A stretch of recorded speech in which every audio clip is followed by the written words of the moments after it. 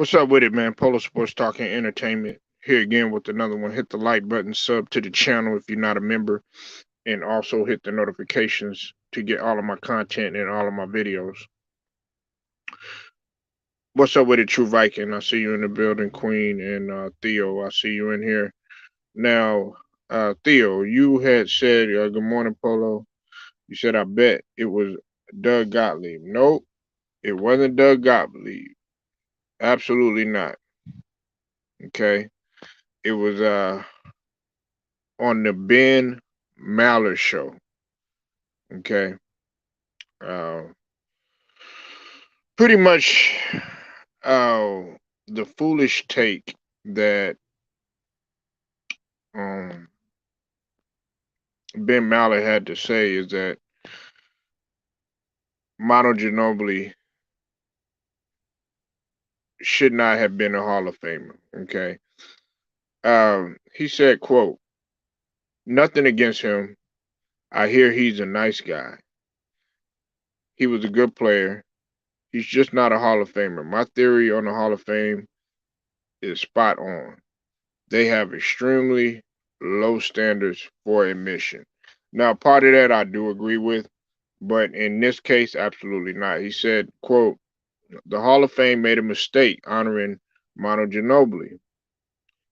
Uh, that's pretty much what he said. And we know that's a bunch of cap. We know that it's a bunch of cap, okay? First and foremost, let me start off by saying that um, the brother, Too Raw for TV. Shout out to him. Definitely go sub to his channel. He definitely was very informative in going through the accomplishments of Manu Ginobili. Okay. Um, and he was right, and I agree with him about Manu Ginobili, and I've said this time and time again. Okay. His stats, if you go look at his numbers, one might be like, well, why the hell is he in the Hall of Fame, and why is he getting in, and why is he able to get in there?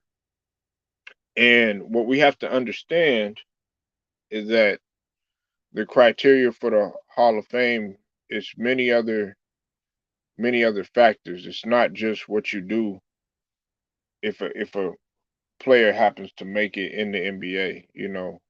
They take in consideration what you did before you got to the NBA, and if you're an international player, they also look at the international play as well. And what we have to understand, Manu Ginobili is just as decorated as an NBA player. I'm sorry about that, as an international player as he is an NBA player. Okay. Um, I think that Manu Ginobili doesn't get enough credit for being able to make the 6 man role even a cool thing. Being able to sacrifice, and sacrifice his pride, and because when you come off the bench, you have to swallow your pride. You do have to swallow your pride. Some guys can do it, and some guys can't. However, I'm of the theory of this, right? It's not how you start; it's how you finish. Okay. Now, you're talking about a guy, okay, who pretty much has played everywhere in the world, okay? He's a 4-time champion, okay? 4-time NBA champion, 2-time NBA All-Star, okay? 6 man of the year.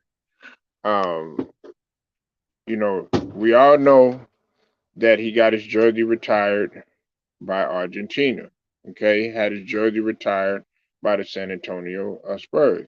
He was a EuroLeague champion in 2001, EuroLeague Finals MVP in that same league or whatnot. Uh, he was a EuroLeague Finals top scorer in 2001 and 2002. And for those of you that think that EuroLeague is just, that's an easy league, it ain't the NBA. Shh, you got life really fucked up. Okay, I'm gonna tell you like this: it's not. It's not as easy as you think, especially when you talk about international play. He was an All EuroLeague first team in 2002, Italian League champion in 2001, two-time Italian Cup winner in 2001, 2002, two times Italian League MVP in 2001 and 2002. Okay, he was Italian League steals leader in 2002. He was three times Italian League All Star in '99, 2000, 2001. He even won a dunk contest in 2001. Uh, he was also amongst the 50 greatest EuroLeague contributors in 2008. They won the FIBA America Cup. He won the FIBA America Cup MVP in 2001, and then of course he was the Summer Olympics basketball tournament MVP. He has not one, but not one, not two. This guy got four, four gold medals. Okay, four gold medals. Okay, he also had three bronze and three silvers as well, but four gold medals to his resume. Now, let's look at something else too. What made me even put, oh, what's up with it, Stephen Green? I see you in the building. Now, Stephen Green finally showed up and he wanted to talk about another subject. And when we get in there, I'm going to make sure that you stay in here for a little bit, Stephen Green. If you're going to stay, man, go ahead and stay. If you're not, I understand because I know that you be having things to do. Okay. But Stephen Green wanted to speak on the UNC Kansas game.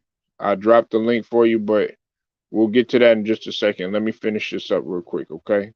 Now, what made me further say that Mano Ginobili, amongst him being able to be a clutch shot maker in the Spurs run.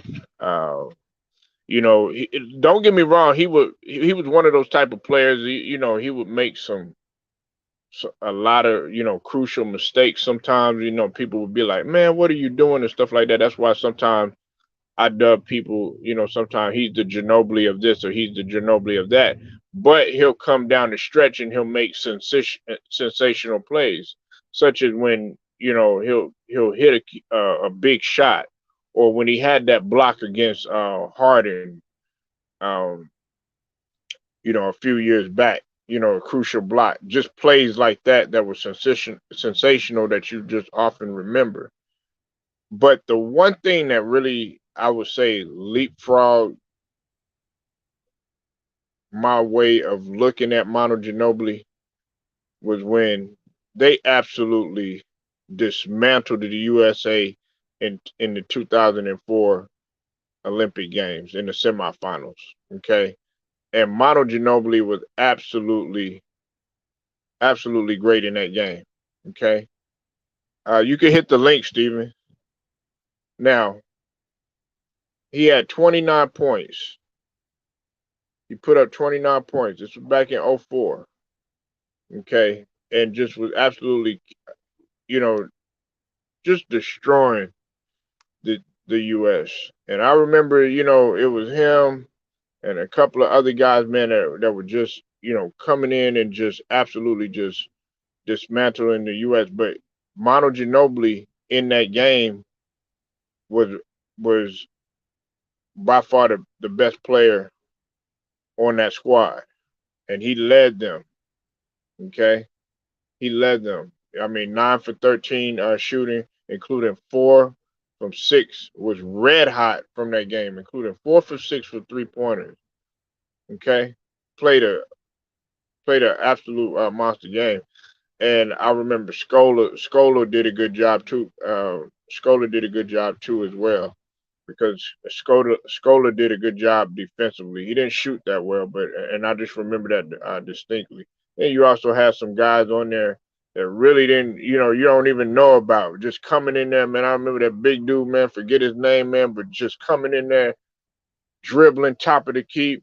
Jakob was just murdering the U.S. that year. And I said, man, I said to myself, I said, yeah, Ginobili, he's gonna be known for this. And a lot of people don't like to hear that. That's probably why they got out of the chat. They don't want to. Oh man, we don't. Man, how can you sit up there and cheer for Argentina? No, I'm not cheering for Argentina, but I know Stephen Green probably remembers that game, man, when Argentina put it on us like that. Like my mouth, like at that time, I was chilling with my friends and stuff, because we thought it was just gonna be another day at the office or whatever. Absolutely not. Absolutely not. And that team that was compiled or whatever, we kind of were just like, I don't know. Man, my mouth was wide open the whole time, Steven, during that Argentinian US game. Yeah, I My thought U.S. mouth, was gonna. dog, you had a motherfucker, hey, Yo, Steven, remember that big dude that played, that nigga looked like he went with me and Stephen Green to go get a fat burger, and we just headed to the YMCA, nigga. Just smoked about a couple of blunts, nigga, and said, "Oh man, it's easy work. Just coming out there, top of the key, dribbling, yeah, boom, just killing it." I was like, "What?" That motherfucker was hooping. I mean, a big dude, man. yeah. Did he But ever? Did he ever go pro after that? nah, not to my knowledge. I forget. I want to say that nigga name was Walter. His name was Walter something, man. I can't remember. I can't remember his name right off the top of my head, but I was just like, man, I wonder. I wonder if he ever went anywhere. I was wondering. I think it was Walter Herman. Hold on, let me look it up real quick. Let me make sure. And I'm gonna let you. I know you've been wanting to cook on that UNC game, man. Right, right, right. I'm gonna talk about your topic a little bit about Ginobili. Ginobili should be in the Hall of Fame because he the key piece of those championship with the Spurs. Hmm. He was that guy. If he was that type of guy, if you need a three, he can make it. If you need a layup, he got you. If you need that free throw, he can make it. He was that key guy. If you need something, he could deliver. And he should be in this year Hall of Fame. He reminds me something like um, Jeff Hornacek and John Stockton. Hmm. He's a good basketball player. He won the gold medal. He got some championship rings. Yeah, get the man his props. Right. Yeah, Uh, man. Look, uh, nah. Man, if you're gonna sit up here and say that Manu Ginobili is not a Hall of Famer, then I mean you're probably just looking like at the numbers, because I mean his numbers, like everybody has said, his numbers aren't necessarily gonna stand out to you and everything, but he's like one of the most decorated international players in terms of his accolades and awards and honors in the in the history of international play. I right, mean, for his for his career, um, Stephen, he only averaged, I think it was 13.3 points. So if you look at that, you'll be like, oh man, well, he didn't average that much, but he took it to a whole nother level when he would play in the playoffs and in the championship. He like you got to understand this is a guy that went from okay in '03 he averaged 9.4 points per game, and then all of a sudden in the '05 finals, because I remember that finals, man. I mean, he was sensational. He put up 20.8 points per game and was shooting well over 50%. 50% from the field goal range and 43.8% from 3 pointer. You know what Right, I'm saying? Like, and you had to watch out for him. Sometimes he did make some crucial mistakes, but he made up for it in the end a lot of times. right, right. And I also give him props that he retired on one team. Don't a lot of players do that, but he was the few players that retired on the Spurs Hmm. his whole career. And I Right. like I like to see that from a lot of players. They just stay on one team, start on one team, and their career on that same team. But these Hmm. days, you don't see that. No, you don't.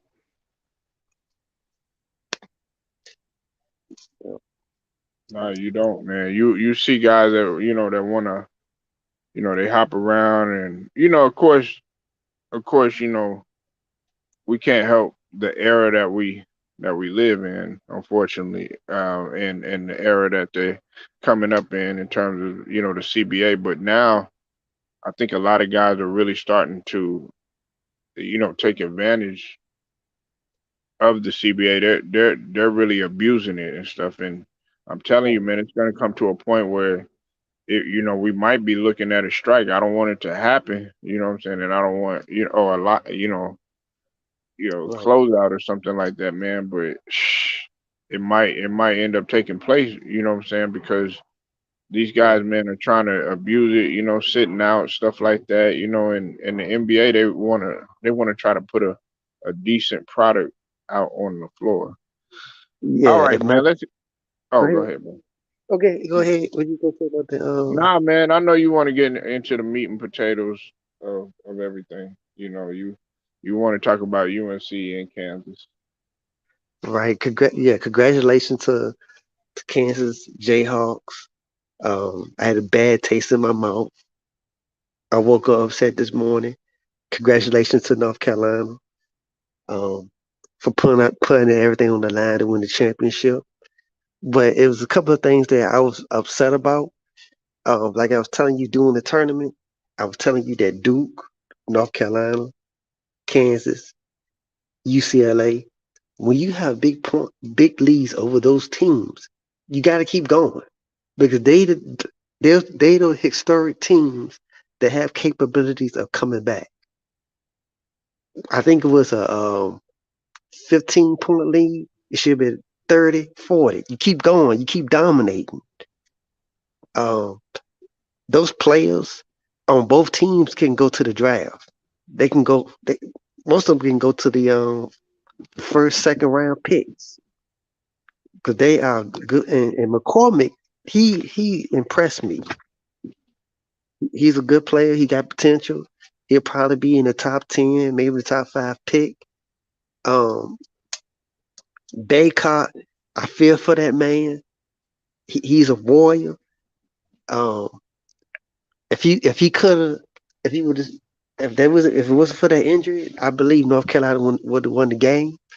I felt like when the ball was passed to him, I think he rolled over his ankle. I feel like, in my opinion, I know he's going through the moment and all that. I feel like he could have just cradled that ball. You cradle that ball, you feel like you fall, you take a timeout, and you get your team together and you get your momentum back. Um, I just have a bad taste that a lot of things that North Carolina did, they could have won that game. But they were shooting threes. You attack inside. You attack. You pound it to them.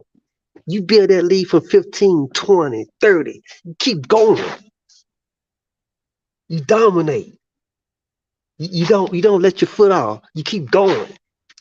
and it probably would have been 70 or 80 points, 20, 40 points. You keep going with this team. You can't let up. And then also I was looking at ESPN. They already predicting Kansas to go to another Final Four next year. They predict Kansas, Gonzaga, Arizona, Kansas, Gonzaga, Arizona, and what's the other team? Oh, Baylor to be in the Final Four next year. What are your opinions on the championship? You talking about my Final Four? Yeah, for next year. I'm not even looking at it. Well, I haven't thought that far ahead because I mean, we got to look at, some of these guys are probably going to end up declaring. There's going to be a lot of guys that feel like they can go and play in the league. I would say there was about at least seven guys that could go and play. Now, as far as who can actually be, who got like a lot of bright potential, I already said Baycott did. It's just barring health and barring injury. Of course, I had Mark Williams in there. May have slipped just a little bit um, with his, you know, with his performance uh, in the Final Four or whatever. Now, McCormick, I think his drop. I mean, his stock really came up. I think it really came up, and then RJ, the way that RJ Davis came through, in the game, because you gotta remember they were one of five players that were able. There was only five players. There was five players in that game that were able to get double doubles in that game, and that was history. No championship game had ever had that before. And on top of that, what's also looked at too, like I already posted, is that this was the biggest deficit comeback. I mean, 25 points. I mean, I'm sorry about that, 15-point deficit because they were up 40 to 25 in the first half. I mean, you know, I mean, and they look at they look at things like that. Abaji, he didn't score that much, but he was very impactful, and that's why he had the most outstanding player um, award. Now, do I think it could have went either way to like McCormick? Absolutely, because McCormick was awesome, man, especially on the rebounds and defensively.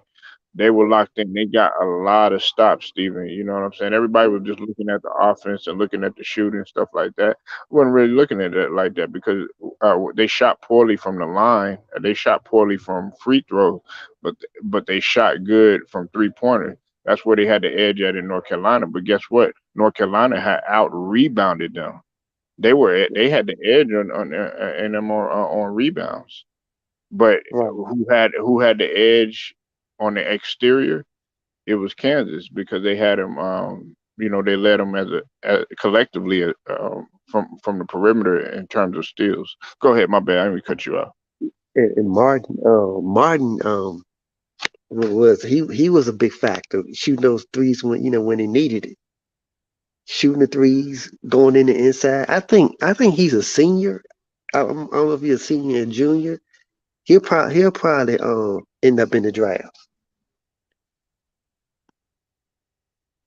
You talking about Martin? Yeah. Uh,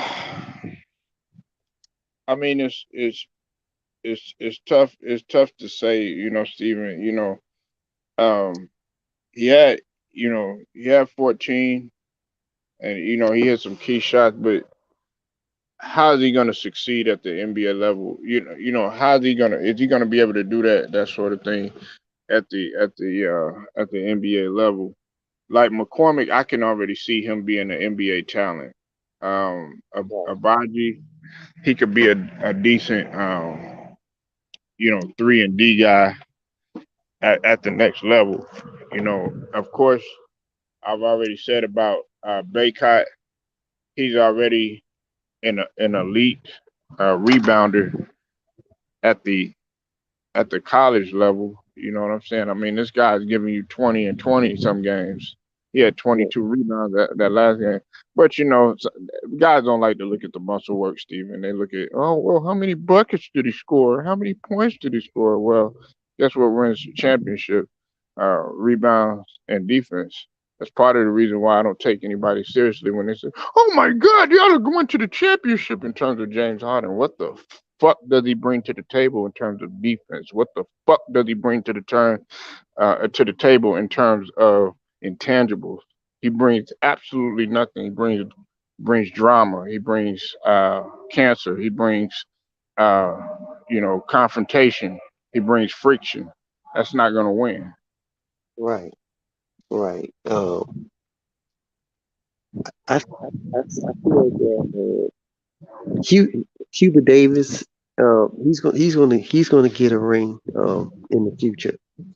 Hmm. He's a good coach for that team. He can get a ring. And one more thing before I go back to work.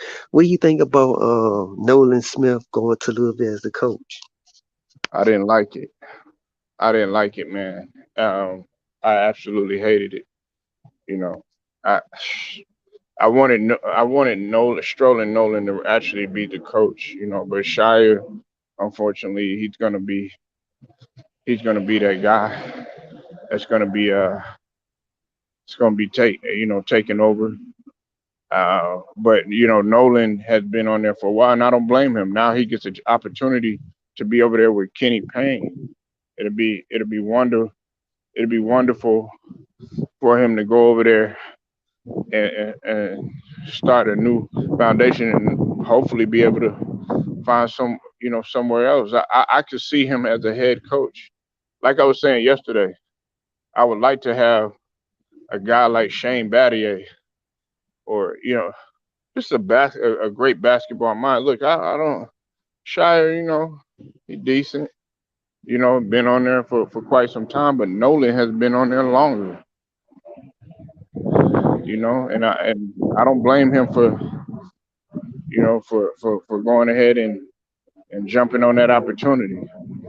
And look, I don't want the program to diminish, because of that. I want us to at least keep the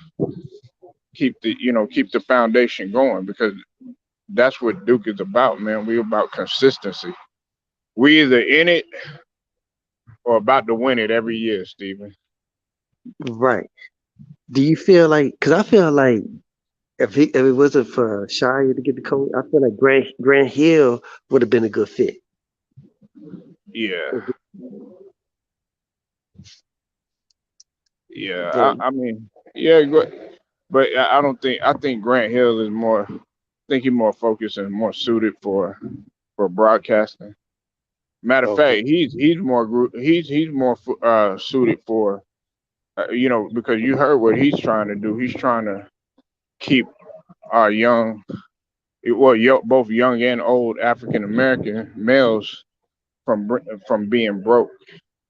That's what he's about. He's about financial security and wealth in the future, which is something that we don't talk about. Oh, well, I don't want to talk about that, but you rather talk about people getting shot. You rather talk about drama. You rather talk about people getting into it with each other.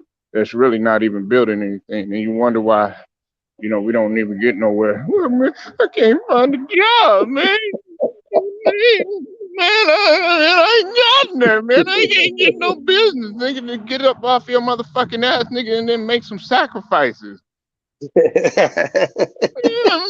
man, man, I can't do this, man. I get tired of that shit. You know what I'm saying? Like, why the fuck you complaining to me, nigga? Go over there panhandling and shit like that, nigga. Man, look, I know some motherfuckers they gonna be like, well, Polo, you can't, man, you don't know that guy's situation. I know there's a will, there's a way. Yeah. I've met plenty of homeless people. Hmm. I've met plenty of homeless people, and they was able. I said, "What did you do?" I was like, man, it took a lot of sacrifice, a lot of hard work, a lot of determination. But anyway, man, I ain't gonna go down that road. I know you gotta get to work and all that, but right. But Yeah, I enjoyed the show, man. But I'm gonna get back to work. But I'm gonna keep up peeping yeah. at your show, man. What y'all talking about? All right, man. That's what's up, man. Pull up, man. I mean, I know you do your quick little 3 minutes and then bounce. You know what I'm saying? That's what he do. You know. What I'm saying? You know what I'm saying? You gotta get back. You gotta get back on the grind. But I understand, though, man. Stephen Green, man. Thank you for pulling up, man. No problem, man. Peace out, man. No doubt. All right, y'all. But besides that, man, I'm gonna go ahead and end this one, man. I appreciate everybody pulling up. I appreciate True Viking Queen. Appreciate you pulling up. Jelly Bean. See you in the building, man. Appreciate you pulling up. Of course, the boy. You said you disagree against the radio host. Yeah, exactly. Exactly. He is a salute to you, Kev Cook. He is a Hall of Famer. You rewind the video, man. I went through. Like I said, he's one of the most decorated international players, and that's what we got to understand is that the Hall of Fame is not just based on NBA play, but I mean, if you want to look at NBA play, he always turned it up in the finals or in the playoffs, whether it was on defense or whether it was on offense. And this guy right here, if you needed a clutch bucket, he was there.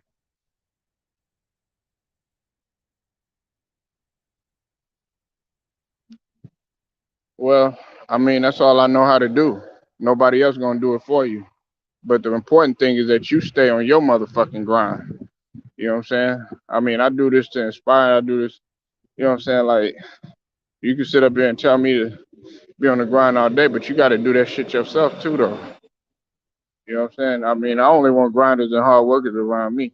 You know what I'm saying? And if you don't like that shit about me, and if you don't like the pain that I bring, and you don't like the pain that the other LDBC brothers bring, then man, kick rocks. You know what I'm saying? But I know definitely around here, I'm gonna continue to work. Gonna continue to grind.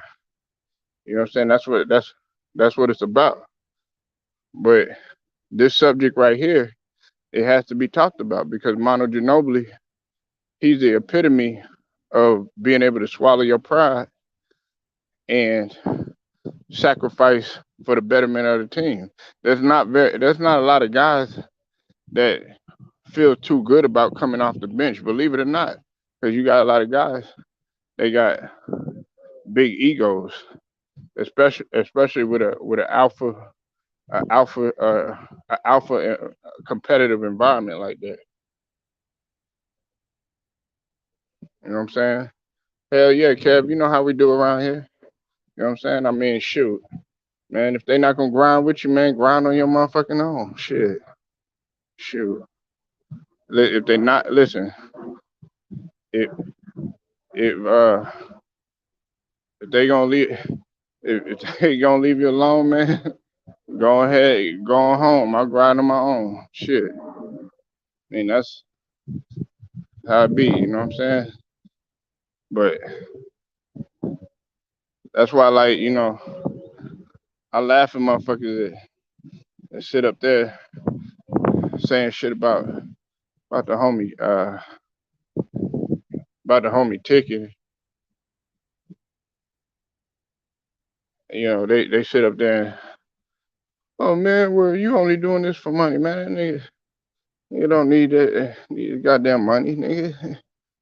Shit, we niggas outside of this shit.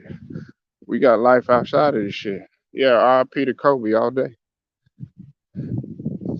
R.I.P. to Kobe all day, man. All these people talk about a Mamba mentality, but they don't possess it. They don't possess it in their life. They don't possess it in their work ethic. They don't possess it in their family. People get all mad and get frustrated all quick when things don't go their way. Ain't no motherfucking Mamba mentality. Get better, nigga. Get stronger. You know what I'm saying? Come with fierce. You know what I'm saying? Don't come funny acting. Come with fierce. True Viking, she She was like, she saw the people looking and things of that nature, man. I'm like, I'm never satisfied, Queen. Never satisfied. You ain't ever supposed to be satisfied in nothing that you do. Never be satisfied. But like Polo, man, why don't you just relax? Why don't you just take it? Yeah, I relax when I'm dead. I relax when I'm dead. Right now, when I'm up, I'm up. You know what I'm saying? And you got to keep the pressure on. And everybody's like, practice makes perfect. No, perfect practice makes perfect. That's how I see it. But anyways, man, I ain't trying to go off the rails. I just thought I'd get philosophical. What you gonna say? But Mono Ginobili, yes, he is a Hall of Famer. Ben Maller is on cap, and he need to slap himself for saying that though. But I appreciate everybody pulling up. Polo Sports Talk and Entertainment, man. I'll get at you later.